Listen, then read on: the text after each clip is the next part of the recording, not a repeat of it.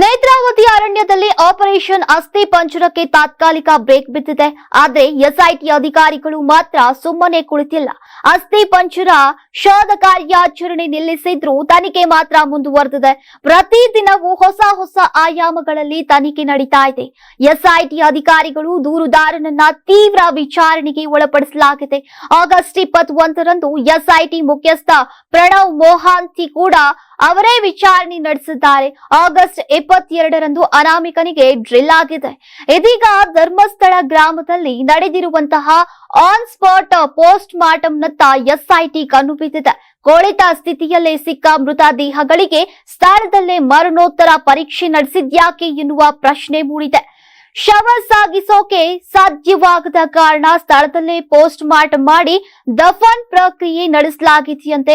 ಆದ್ರೂ ಕೂಡ ಪಟ್ಟು ಸಡಿಲಿಸಿದ ಅಧಿಕಾರಿಗಳು ಮೃತದೇಹಗಳನ್ನ ಸ್ಥಳದಲ್ಲೇ ಮರಣೋತ್ತರ ಪರೀಕ್ಷೆ ಮಾಡಿದ್ದೇಕೆ ಎಂಬ ಅನುಮಾನಕ್ಕೆ ಕಾರಣ ಹುಡುಕಿ ಹೊರಟಿದೆ. ಈಗಾಗಲೇ 1995ರಿಂದ 2014ರವರೆಗಿನ ಮಾಹಿತಿಯನ್ನ ಸಂಗ್ರಹಿಸಲಾಗಿದೆ. ಎಲ್ಲಾ ವೈದ್ಯರಿಂದ ಮಾಹಿತಿ ಸಂಗ್ರಹ ಮಾಡಿದೆ. ಜೊತೆಗೆ ವಿಚಾರಣೆಗೆ ಹಾಜರಾಗುವಂತೆ ಎಸ್ಐಟಿ ಬುಲಾವ್ ನೀಡಿದೆ. ಫಾರೆನ್ಸಿಕ್ ತಜ್ಞ ಡಾಕ್ಟರ್ ಮಹಾಬಲ ಶೆಟ್ಟಿ ಅವರಿಂದ ಕೂಡ ಮಾಹಿತಿ ಸಂಗ್ರಹಿಸಲಾಗಿದೆ.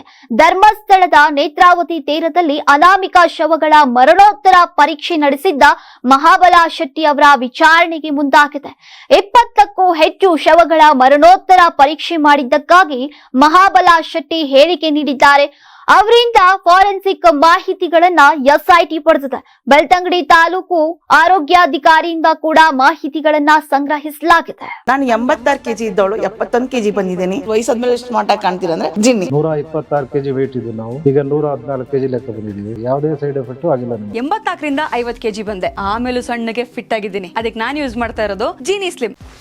84ರಿಂದ 50 ಕೆಜಿ ಬಂದೆ. ಆಮೇಲೆ ಸಣ್ಣಗೆ ಫಿಟ್ ಆಗಿದ್ದೀನಿ. ಅದಕ್ಕೆ ನಾನು ಯೂಸ್ ಮಾಡ್ತಾ ಇರೋದು ಜೀನಿ ಸ್ಲಿಮ್. ಸಣ್ಣ ಆಗಕ್ಕೆ ಜೀನಿ ಸ್ಲಿಮ್ ಯೂಸ್ ಮಾಡದೆ ಹೆಲ್ದಿನೂ ಅದೇ. ನೀವು ಸಣ್ಣ ಆಗ್ಬೇಕಾ, ಹೆಲ್ದಿ ಆಗ್ಬೇಕಾ? ಹಾಗಿದ್ರೆ ಜೀನಿ ಸ್ಲಿಮ್ ಯೂಸ್ ಮಾಡಿ. ಸಣ್ಣ ಆಗೋದಕ್ಕೆ ಯಾವುದೋ ಪ್ರಾಡಕ್ಟ್ ಹೇಳ್ತಾ ಇದ್ದಾಳೆ, ಏನಾದರೂ ಸೈಡ್ ಎಫೆಕ್ಟ್ಸ್ ಇದೆ ಅಂತ ಯೋಚನೆ ಮಾಡ್ತಾ ಇದ್ದೀರಾ? ಖಂಡಿತ ಇಲ್ಲ. ಯಾಕಂದ್ರೆ ಇದು ಕೆಮಿಕಲ್ ಫ್ರೀ. ಸಣ್ಣ ಆಗಬೇಕು ಅಂದ್ರೆ ಜೀನಿ ಸ್ಲಿಮ್ ಯೂಸ್ ಮಾಡಿ. ಹೆಚ್ಚಿನ ಮಾಹಿತಿಗೆ ಕೆಳಗೆ ಡಿಸ್ಪ್ಲೇ ಆಗ್ತಿರೋ ನಂಬರ್ಗೆ ಕಾಲ್ ಮಾಡಿ.